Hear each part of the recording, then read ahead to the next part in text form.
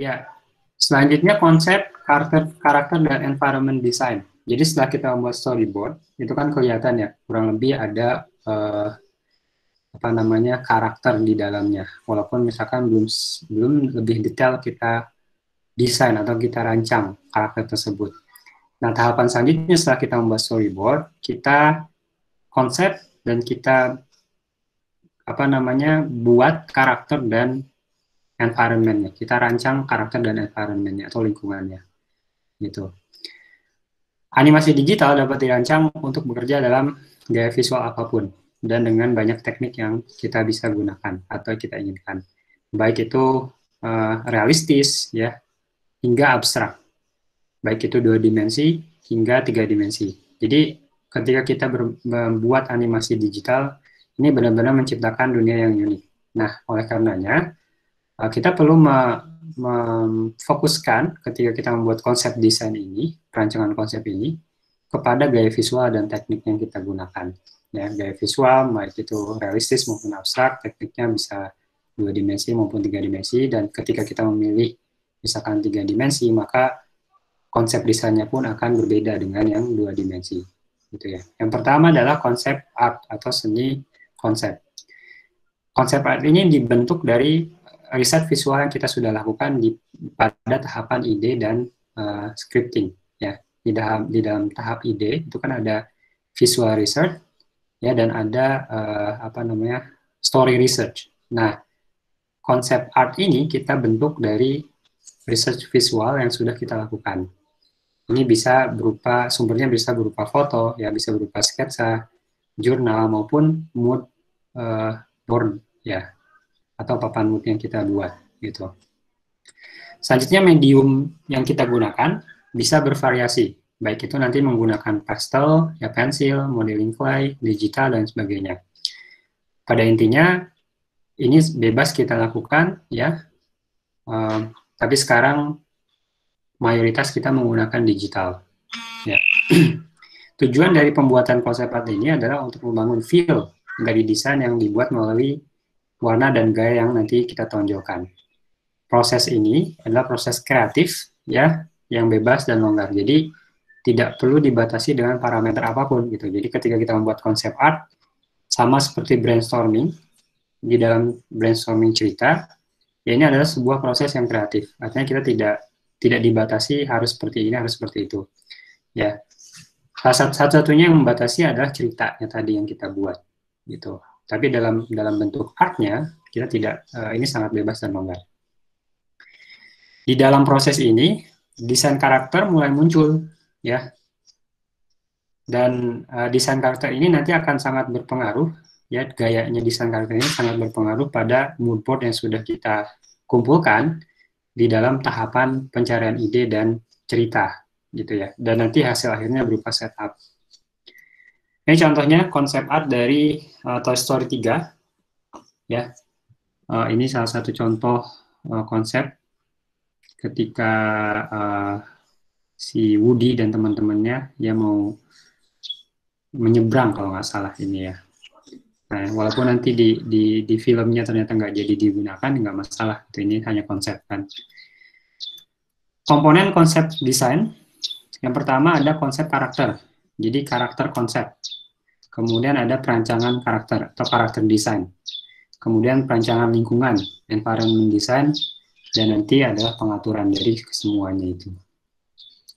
Karakter desain ini harus dibangun di awal proses. Karena ini merupakan komponen utama yang menjalankan cerita yang kita miliki.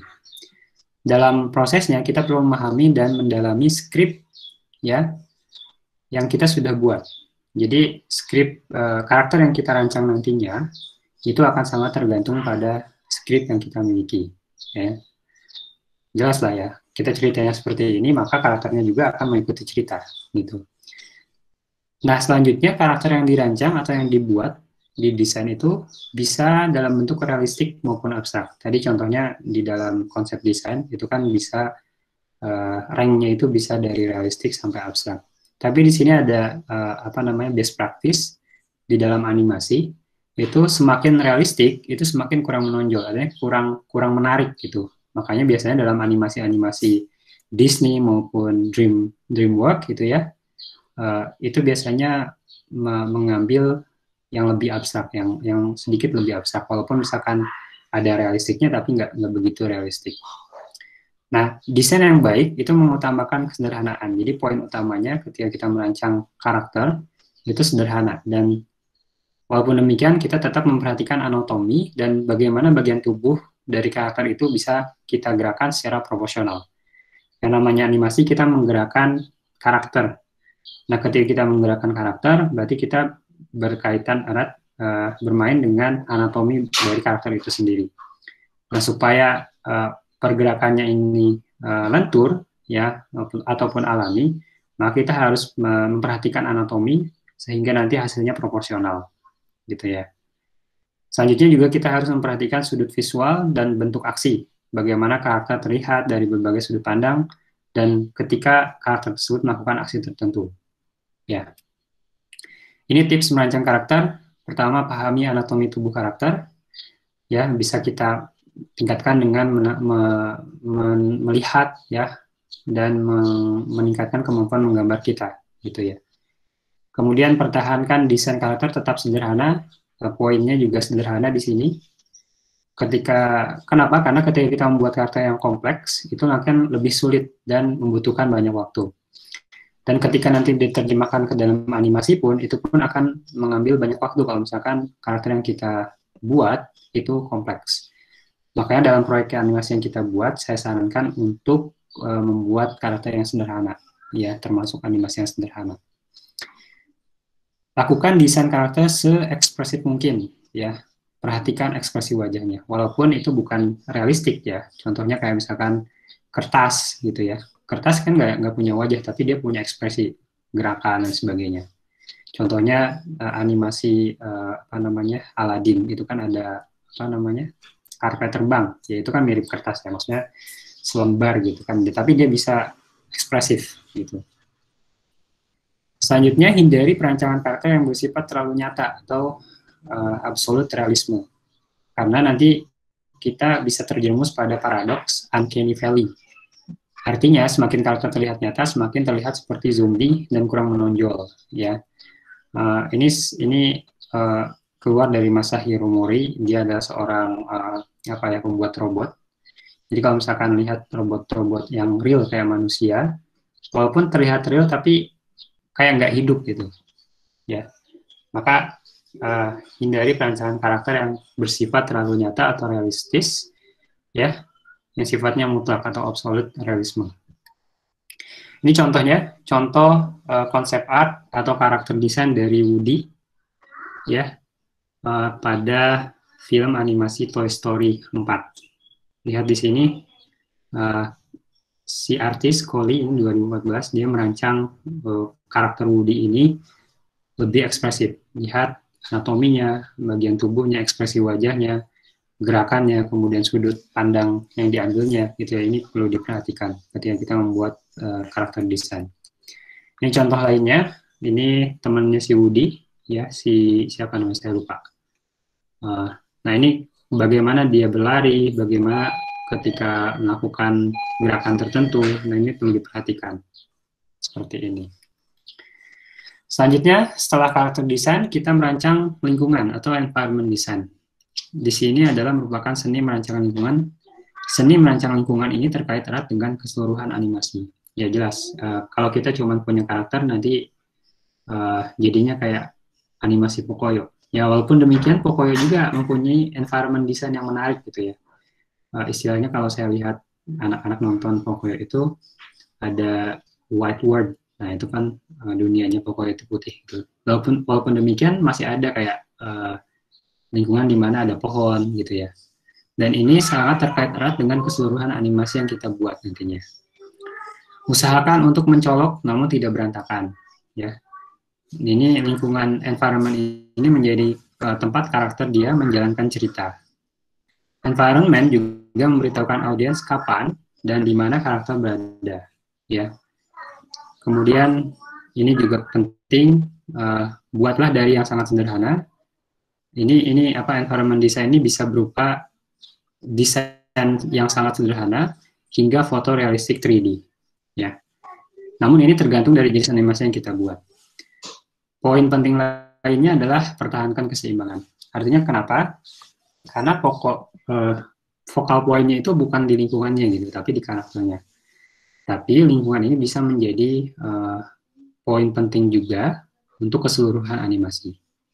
Ya, ini tipsnya untuk mendesain environment. Perhatikan komposisi, buat semenarik mungkin, manipulasi mata audiens untuk memperhatikan titik tertentu, jadi ada prosesnya, dan ini juga nanti terkait dengan prinsip animasi yang kita sudah pelajari, ya.